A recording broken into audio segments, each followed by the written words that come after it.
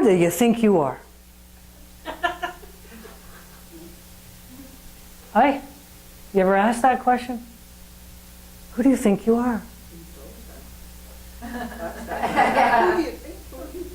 Who do you think you are? Well, anybody got an answer? Well, I'm here to tell you that you're God. Each and every one of you is God. You are. You have been brought here to live life so that God might know more of who He is, she is, it is. By means of you. By means of each and every one of us. We may all be unique in our own personality, but really, we're here to express the allness, the fullness of God. Albert Einstein said, each of us is here for a brief sojourn, for what purpose we know not. Though we sense it, but without deeper reflection, we know from daily life that we exist for other people.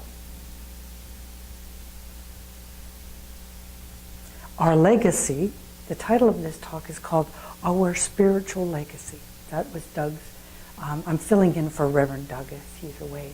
And his title was Our Spiritual Legacy, so I thought I'd keep it and just try and get a talk around that. So our legacy, you've heard of a legacy, right? Our legacy is what we hand down to the people in our lives. Now, if you look it up in the dictionary, our legacy is normally considered money, property, and valuables that we have accumulated over a life, right? And you start and you split it all up to your family. Of course, their importance is more to you, what you like, than perhaps what they would like. The treasures that we have accumulated over the years actually become a lot of clutter when you're the family that has to go in after you've passed and clean it up. All your wonderful treasures now become a bunch of house filled of stuff you got to get rid of, right? So, but what is our spiritual legacy? It goes beyond our physical. It goes beyond our accumulations. For we are much greater than all those human experiences, all that material possessions.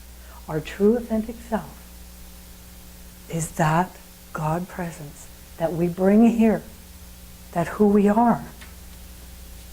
Our human spirit is that thread that connects us to the divine spirit, the principle of unity, back of all living things. It is that part of us that knows that we are unconditional love. Perfect health is ours, abundantly supplied, and we're all power, truth, wisdom, our intuitive knowing, joy, peace, that's where it all resides. Otherwise, when we don't have it, how could we possibly get it back if it wasn't already within us to find? It is that part that is untouched by our opinions, judgment, attitudes, or anything that influences on the outside. It is definitely, it is not defined by our material goods or anything that we've accumulated. Our spiritual legacy is that gift we pass to future generations of the truth of who we are as divine beings, recognizing that everyone we encounter is also a divine being. And it begins with listening to that inner voice. For it tells of a life that is wonderful in scope, of a love beyond belief, of dreams beyond our fondest, our soul's cravings. Now, this isn't the truth for just some people. God doesn't play favorites and say, okay, you get to experience love, but you don't. Doesn't do that. The differences in our experiences, why we have different experiences, is in our conscious use and belief of the principle of cause and effect. What we believe, we can achieve. What we believe, we can conceive and we can achieve. Everyone is universal in subjective life, an individual only on the point of conscious perception. It's our perception, our receptivity, how we look at the world. This is our Science of Mind book that we do a lot of classes from. And of course you pick your favorites. And I've highlighted this one as one of my favorites. And it talks about receptivity. I'd like to read it to you. It is a beautiful and true thought to realize that every man stands in the shadow of a mighty mind, a pure intelligence, and a divine givingness. Not alone until the great comes the soft tread of the unseen guest. The arrogant have not perceived the simplicity of faith, but the pure in heart see God. The farmer has seen the heavenly host in his fields. The child has frolicked with him at play. The mother has clasped him to her breast, and the fond lover has seen him in the eyes of his beloved. We look too far for reality. It's right within each and every one of us, that spiritual presence. And it's all a matter of perception. It's all a matter of how we see it, how we see ourselves, how we see others. I want to emphasize it by telling you a story. It's always good to tell a story. There's an island called Nurabandi. And there's a man there named Johnny Lingo. Now, you need a place to stay? Johnny Lingo has a place for you. You want to go sailing? You want to go fishing? He knows the best spots. You want pearls? He can tell you where to buy them. The people of a village called Kinawata, they all spoke highly of Johnny Lingo. When they spoke of him, they smiled. They had a little snicker in their voice. Go to Johnny Lingo. He'll help you find a bargain. Johnny Lingo, a boy near hooted. Johnny Lingo, what gives? You say how wonderful Johnny Lingo is, and now you snicker? I don't understand. He said, well, let me tell you what happened. I don't need to read it, I can tell you the story. Johnny Lingo came to the village one fair. One time they were having this big fair. He decided he wanted a wife. So he went to this man. His name, let me get his name, doesn't matter. His name was Sam Carew. Sam Carew had a wife. He had several daughters. So Johnny Lingo went and he bargained and he bought this wife for 8 cows. Now you got to know, 1 or 2 cows will buy you a fair to middling wife. 3 to 4 cows will buy you a pretty good wife. But 8 cows is unheard of. Well, she must be beautiful. She must be some lady that he would pay 8 cows. Well, you know what? Sam Carew thought he was going to be stuck with this daughter for the rest of his life. She was kind of plain. She walked with a hunch. She walked slow with her head down. She didn't look up. She wasn't she didn't have much self-esteem. So he thought he was going to be stuck with her. Here comes Johnny Lingo, and he takes her back to his island of Nurabandi. Well, I got to meet this guy. 8 cows? Wow. So I want to go fishing. I want to go sailing. I want some pearls. I better go check out this Johnny Lingo. So get on a boat and go over to the island and meet this nice guy named Johnny Lingo. And we're sitting and we're chatting. Johnny Lingo goes, you came from the island or the village of Kinawata? Yes, I did. They talk of me there? Yes, they do. They say if I want anything, to come and ask you about it. Is that all they say about me? Well, they did say that Sam Carew really pulled one over on you and sold you his daughter for 8 cows. He said, that's what they say, hey? You see. So anyway, he calls, Serinda comes out. Well, she's a beauty. Beautiful lady comes out, she serves tea, she smiles, she looks lovingly at Johnny, and then goes back and he goes, "This is the lady that you swindled Sam Carew out of? This doesn't look like the same lady. She's not plain, she's not." And he said, "Well, how would you feel if you knew you were the daughter who got sold for 1 or 2 cows? Or the one who got sold for 3 or 4 cows? How would you feel about yourself? But if you knew that you got sold for 8 cows, unheard of, would you not walk with a smile? Would you not feel loved?" This is my Serinda. I wanted her above all other women. And he said, and I was happy to get my 8-cow wife. Perception. Perception of who she thought she was. Perhaps, hey? So, I repeat, who do you think you are? Are you a 1 or 2 cow?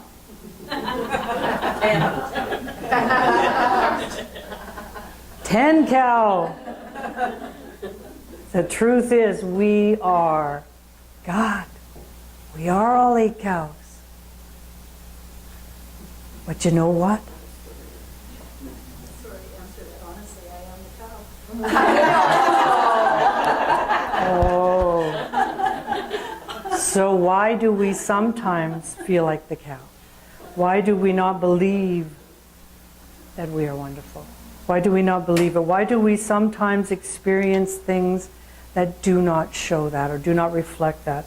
Why do we have demonstrations that are limited? Because we were born and we developed. You know, as babies, we don't have judgment. We don't have ideas about ourselves or about people because we don't have that inner voice. We start to develop this inner voice inside of our head from our families, from the people that we encounter, from all the kids that we go to school with, from experiences. We start getting this inner voice in our head telling us who we are, influencing us. It's called the inner chatter. And you know what it is? A bunch of lies. It's a bunch of lies. Our inner spirit, that really God self, knows the truth. It feels the truth. And it tries to come out. But the voice of the inner chatter is stronger. Who do you think you are? It says. You can't do that. You're not smart enough. You're not rich enough. You're not pretty enough. These voices are influencing you. Sorry, I need a drink. Sorry about that. They judge, they criticize, gossip about yourself. They gossip. You hear this gossip about other people. They judge. They lie. And then you cannot see the truth. And these lies are passed from person to person. And they produce things like fear and anger and hatred, sadness, jealousy, conflict, separation.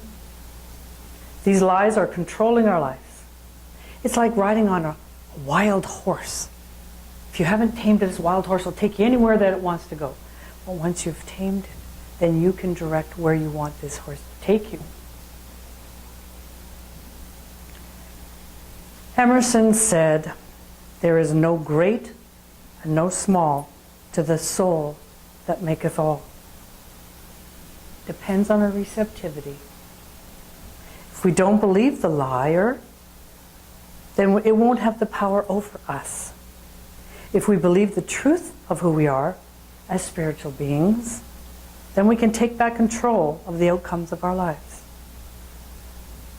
I'm going to tell you a personal story because that always helps. I work, some of you know, some of you don't know, I work at a drop-in center called the Renfrew 50 Plus. It's a drop-in center for seniors. And man, they got their own personalities. And man, do they love to gossip. I have this group, I call them the Stitch and Bitch group. They like to sit, and it doesn't matter if it's the neighbor, if it's the healthcare system, if it's politics. It doesn't matter, they like to bitch about it. How dare them? And, you know, that's what they say, how dare the politicians do this? How dare healthcare do this to us? And, you know, they like to, woe is me. And they like to have opinions. I happen to be the only employee. I'm the office manager, the bookkeeper, the program coordinator, the janitor, you name it, I'm the only one. So guess who they get to pick on if they don't have healthcare or anybody else to pick on? So they'll once in a while say things to me. And because I answer to a board of directors, I put up with whatever they do and just smile. Or not. Or not. One time I have this one who likes to be in charge of a crib group. And she often likes to say nasty things. She says nasty things to me. She says nasty things to some of the other people in the crib. She likes to be in charge. With those personalities that like to control things. Anybody know anybody likes to control things? She'll decide who gets to play crib and who doesn't. To the detriment of a whole lot of people who want to play crib. There's some people who are a little bit mentally challenged, they can play crib, but they're a little challenged. She voted to get them out of there. Somebody who's blind who wants to play with the braille cards is a little slow. Well, that's his only outing. Somebody who she doesn't like. And so if I speak up to the board and say, this can't happen, well, let's not make waves. So every Monday I got to listen to them. And every Monday I get upset, and every Monday I say I don't want to go to work, and I don't want to be there, and I don't want to put up with this. She said to me one day, because I was objecting to her picking on somebody, "Oh, Tina, it's about time somebody told you what a lousy minister you are." I went. And I took offense to it. Wouldn't you? However, if I go back to spirit, okay, my human spirit, my human self, my ego was wounded, was hurt. How dare her say that? And I lived with that, and I could fill it up, couldn't I, Senna, for all it's worth. Then I got thinking about what she was saying.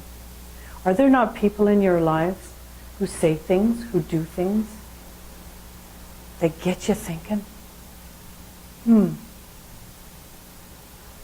If I reacted to that, what is in what she said, in me, that reacted to that? Do I maybe not think that I'm God? Do I not think that I'm doing a good job? As a minister, as God expressing, should I respond to that in a different way? Who's going to take the higher ground here? Welcome. Somebody's got to take the higher ground. I don't want to go there every Monday and hate it.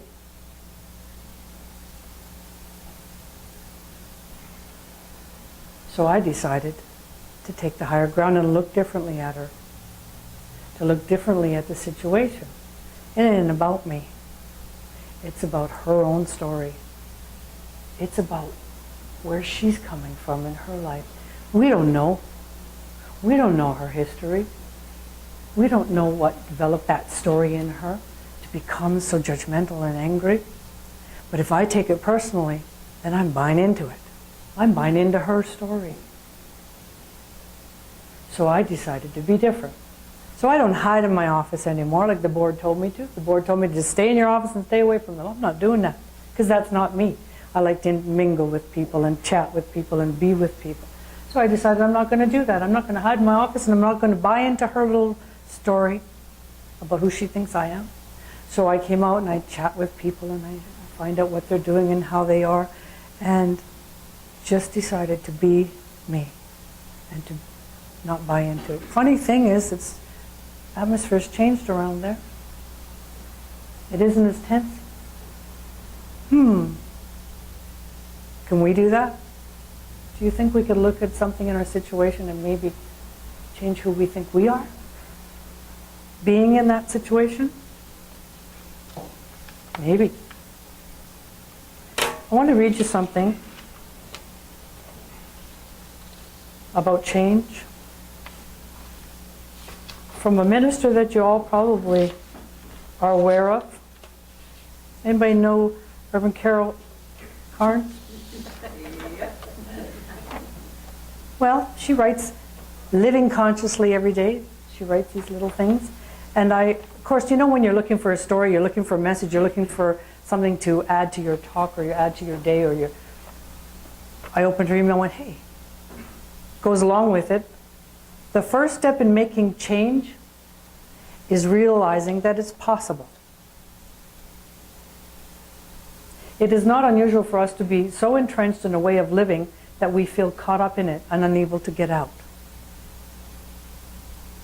When we have done something one way for a long time, we might start to feel there is no way to get out of it.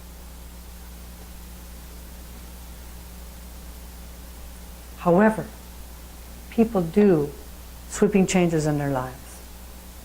They master their addictions, recover from grief, and change behavior.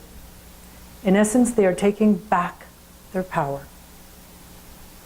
How would that be possible if there wasn't the power already in us to take back?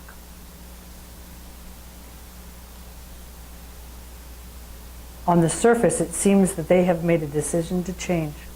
But in truth, they have responded to the whole self that is never compromised by bad choices. They have not changed, they have regained themselves, people who have taken back their power. They seem to have been reborn, but we would be closer to the truth if we said that they have been restored. It's like a kind of resurrection. When we choose to live from the mind of wholeness, we raise ourselves up to a higher level of living. The choices we make from that level come naturally. We are not fighting from effects, but we are dancing with cause. So how can we tame this liar? How can we tame that chatter that goes on?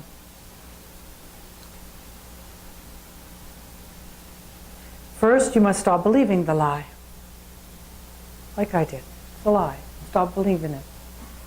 If you don't believe the lie, it cannot survive. Your skepticism is gone, and boom, it disappears. Because the lies have been ingrained in your mind for so many years, it must start in your mind first. Learn to listen, to keep your heart open, to trust your intuition. The truth will be revealed if you can still that chatter. Don't allow the lies to speak against yourself or others. We're the hardest on ourselves. We allow the inner chatter to abuse ourselves. And you know, we judge ourselves. We need to stop. We need to listen. When you allow that voice to go directly to your spirit, then you will know the truth. If you really listen to Spirit, then you'll be able to hear and open that channel. Many lies have enslaved us. Only the truth can set us free. There are tools you can use. Here at this Joy of Life and the Centers for Spiritual Living, we have tools that we use called treatment. Treatment is this affirmative prayer. We can use it all the time. I used to work in corporate world the same as Patty. For 18 years I was a production revenue accountant. It can be pretty stressful. You have production deadlines, and you have revenue deadlines, and you have supervisors that match that same lady that I was talking about crib. Gosh, they follow you around everywhere you go. Isn't that funny? Everywhere I am, there they were. And so many times I would have to go into the porcelain god and sit and do treatment and pray that there is God in everyone, there's God in that supervisor, there's God in me. And so you can do prayer treatment at any time, anywhere, wherever you are. In traffic, you can stop and go, I am God, God is everywhere, God flows easily, and move through the traffic. You can also meditate. Anybody here meditate? Try to meditate. Meditation is an opportunity for you to still your mind, to still that. Some people who are so active, going, have a hard time stilling that mind. But if you could do it ritually every day, my granddaughter told me yesterday, we went for a hike, my son and my granddaughter, we went to the mountains. We found a place that was actually open after the flood. You could see when you were walking down the creek what a mess, but they had opened it up. Anyway, she said, Daddy meditates in the morning. I went, oh, my son meditates, how cute. She said, I went into his room and he was sitting on the bed. I thought, oh. So what I found is an easy way to do it is to set yourself a little spot in your house. Set it up with your candles, with your music, with your scents that you like. And as soon as you walk into that space, your mind already starts to relax. And then you can sit, and sometimes it takes 10 minutes, 20 minutes, half an hour. You can work yourself up to it. And there's lessons here. We always have classes on how to do that. There's also a book, many books. There's many books to choose from. I have done classes on, anybody know who Don Miguel Ruiz? Don Miguel Ruiz. I taught a class on his 4 agreements. I even taught it at the club with the seniors. Because the very first agreement is to be impeccable with your word. How poisonous gossip can be. I thought it would be very appropriate. Of course, the people who you really wanted to be at the class weren't at the class, but you know how that goes. To be impeccable with your word. And so he offers some tools to help you to still that chatter. So be impeccable with your word means with yourself too. Quit putting yourself down. Quit talking about yourself badly. You're not the cow. Oh, yeah. In the heart of God. Okay. I thought you meant it derogatory. No, not Okay. Good. Good girl. Be gentle with yourself. Love yourself. And don't gossip. When you get into a group of people that love to talk about other people, just say, I choose not to engage in that, thank you. And don't take things personally. When somebody does say something about you that you don't like, don't take it personally. It's their own story. It's not about you. It's about where they came from. And don't make assumptions. You ever make assumptions about something? Somebody says something, somebody does something, or they don't, and you make an assumption about what they must have been thinking. What does that do? Get you in trouble. So don't make assumptions. And you know what? Always do your best, because we're human beings, and we slip, and sometimes we forget that we are ministers. We buy into what they say. We're all God, no matter where you're coming from. Those are tools. Your spiritual legacy is what we're going to leave future generations. A dear friend of mine wrote something in her book. This is Lila Rose. Lila Rose. It's Lila Rose. She wrote a book called Sex, Love, and Paradise. You want to read it.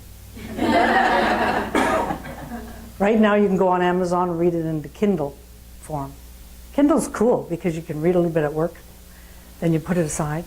And when you go back on Kindle, it shows you exactly where you were.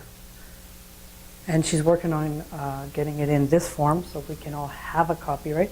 And it's also been on, you've now got this playwright there. Well, I'm going to, yes, I got a grant to do a screenplay. So I did a screenplay adaptation, and then hopefully eventually I wouldn't mind actually turning it into a musical, like a play. Because I write lyrics as well, so trying to marry all parts of myself. And it's a memoir. I went to Panama and fell for a hot sailor.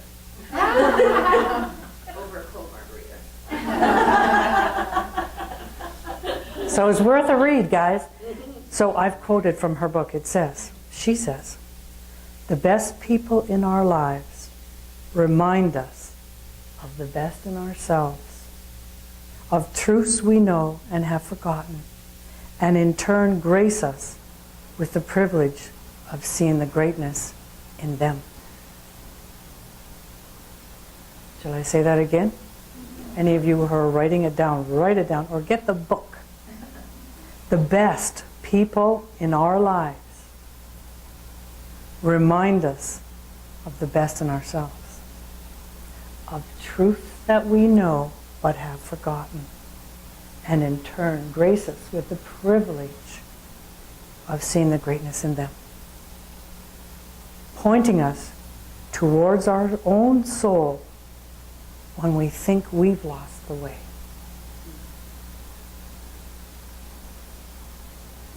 Don't you want those kind of people in your life? I'm trying. This is our spiritual legacy that we're going to leave future generations. Know the truth about yourself, see it in others, tell them of their greatness. Leila also said, I wish you could borrow my eyes, because if you could see yourself through my eyes, you would never have another bad day. You are God. Know that you are God. Know that you are special, every single one of you, and you touch each other's lives. Let it be from the perspective of an 8-cow person. Can you say you're all 8-cow people? Namaste.